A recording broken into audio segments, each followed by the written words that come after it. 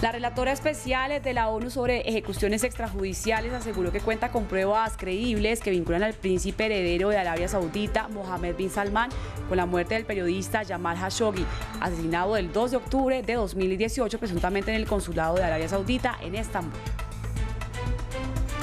El presidente de Estados Unidos, Donald Trump, lanzó oficialmente su campaña para la reelección en los comicios presidenciales de 2020.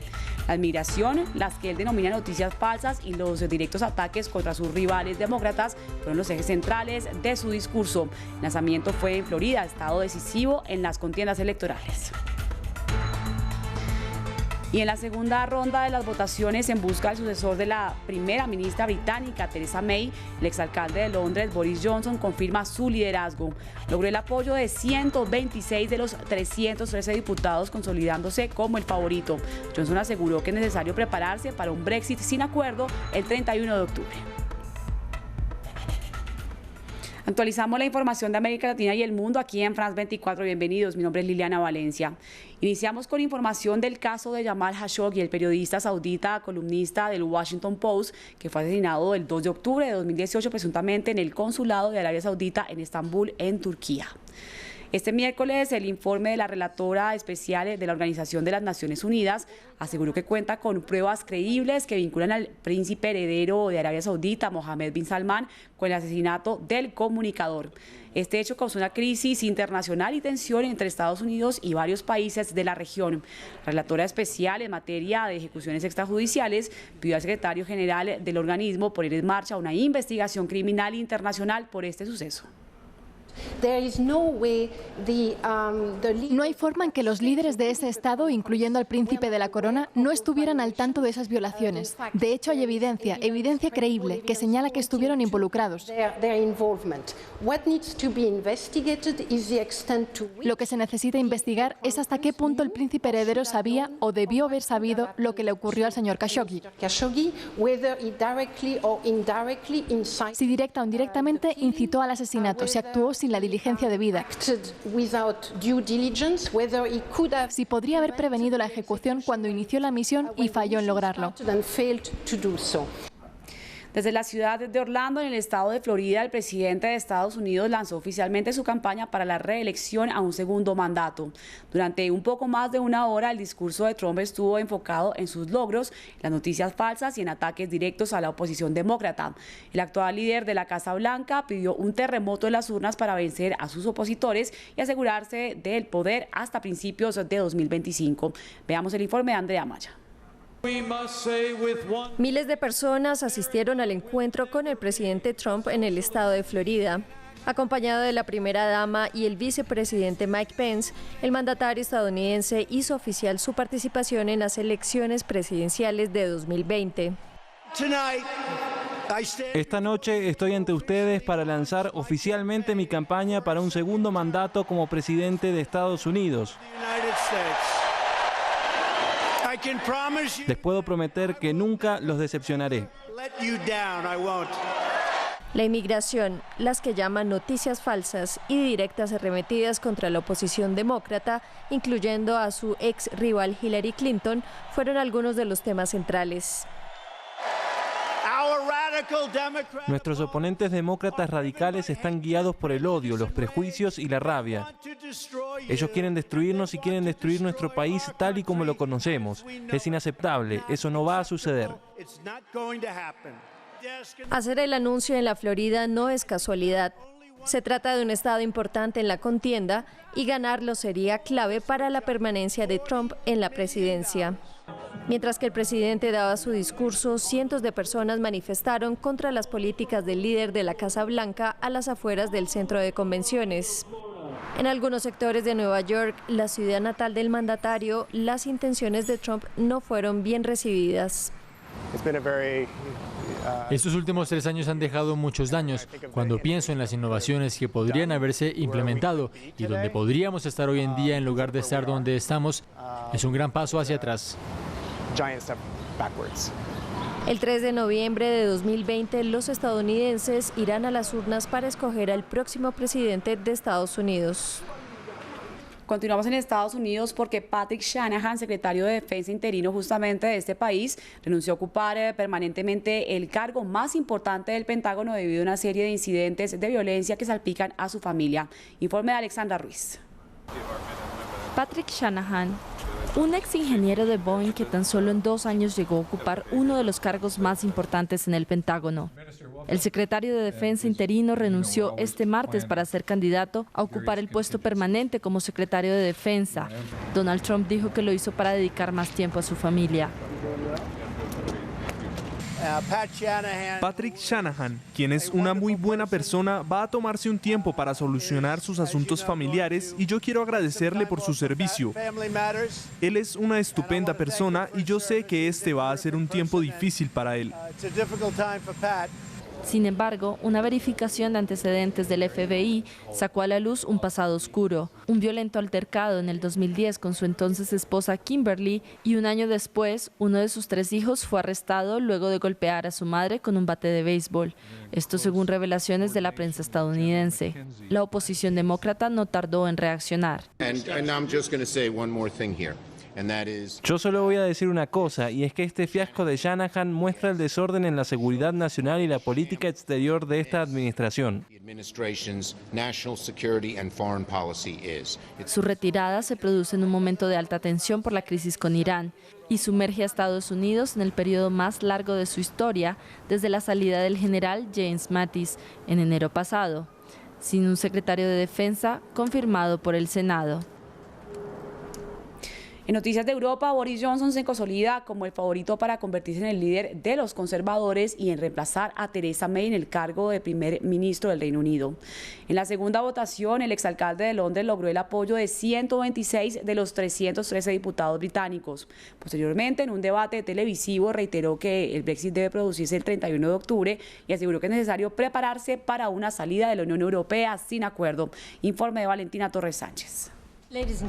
Aún quedan 5 candidatos en la contienda y Boris Johnson continúa aventajando con creces. En la segunda votación de los conservadores para elegir a su nuevo líder y por tanto al sucesor de Theresa May, el exalcalde de Londres logró 126 de los 313 apoyos. El segundo más votado y lejos de alcanzarlo fue el canciller británico Jeremy Hunt con 46. Por el contrario, en el otro extremo quedó el exministro del Brexit Dominic Raab, quien fue eliminado al recibir solo 30 votos. Posteriormente, los 5 que quedan en la carrera participaron en un debate televisivo en el que Johnson reiteró sus intenciones sobre el Brexit. Tenemos que salir el 31 de octubre porque, de lo contrario, temo que enfrentemos una catastrófica pérdida de confianza en la política. Ya hemos pasado por eso 2 veces. De igual forma, insistió en la necesidad de cumplir con la salida, aunque sea sin acuerdo.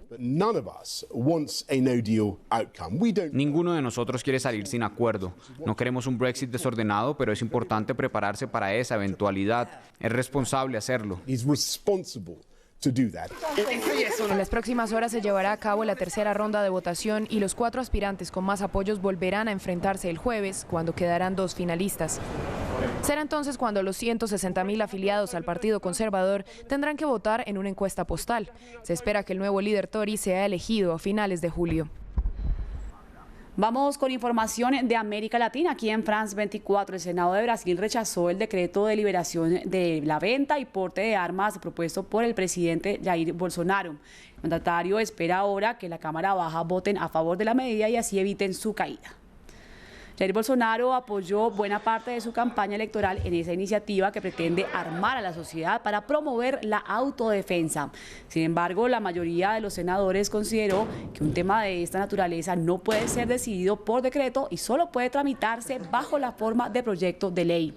Nos acompaña de Brasil nuestra corresponsal Valeria Sacone, quien tiene detalles de esta información. Valeria, buenos días y cuéntenos cómo tendrá la palabra o cuándo más bien tendrá la palabra final la Cámara Baja en cuanto a esta medida propuesta por el presidente Bolsonaro. Ahora la patata caliente pasa a la Cámara de los Diputados de forma urgente. Son ellos los que se tienen que pronunciar, pero me parece interesante ahondar en las razones por las que el Senado ayer tumbaba ese decreto de Bolsonaro por 47 votos contra 28. Desde el primer momento se dijo que el decreto estaba plagado de irregularidades, lo dijeron muchos juristas y también la Fiscalía General del Estado recomendó recomendó retirar ese decreto. En su momento, Bolsonaro mismo dijo, si es ilegal, lo quitaremos. Incluso la oposición se dirigió al Tribunal Supremo para que anulase el decreto. Entonces ahora son las cámaras, primero el Senado y próximamente el Parlamento, que tendrán que pronunciarse. Un detalle: el jefe de la oposición en el Senado, el senador Randolph Rodríguez, ayer dijo haber recibido denuncias porque estaba en contra de ese decreto. Valeria, pero además cuéntenos qué reacción tuvo el presidente Bolsonaro al enterarse entonces que este proyecto no había sido aprobado.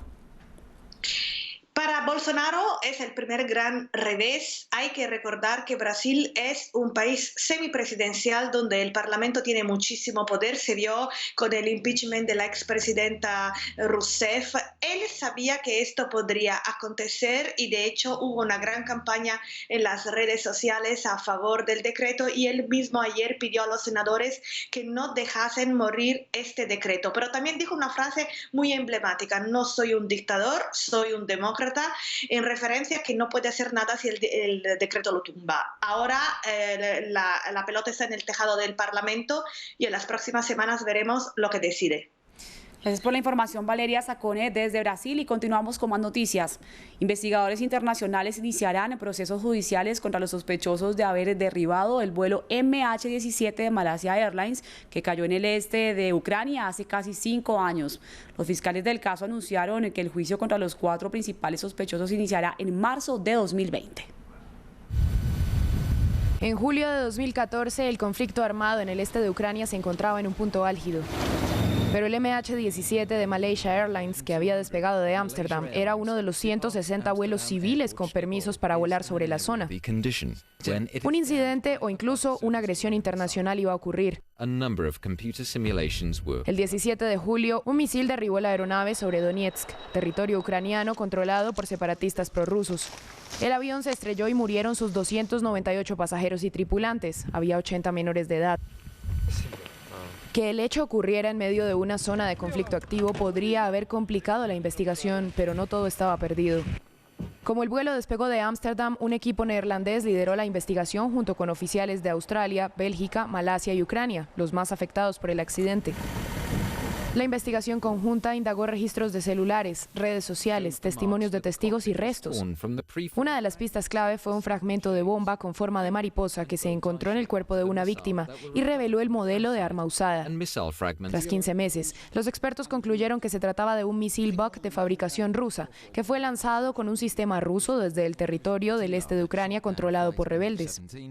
2 años después, en mayo de 2018, Australia y Países Bajos públicamente culparon a Rusia por el siniestro, una acusación que se basó en la revelación de que el sistema de misiles pertenecía a una brigada rusa establecida en la ciudad de Kursk.